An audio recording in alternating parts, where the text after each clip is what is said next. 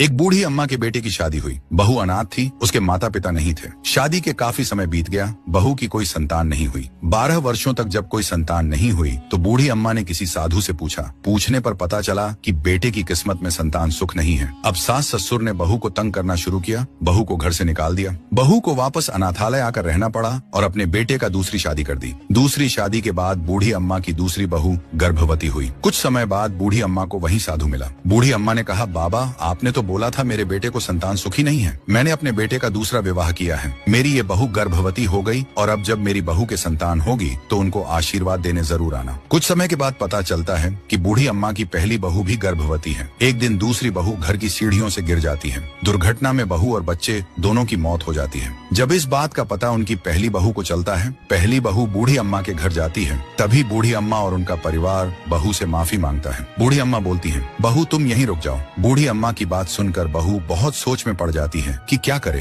अब आप ही बताइए, इस हालात में बहू को क्या करना चाहिए? कमेंट में जरूर बताएं।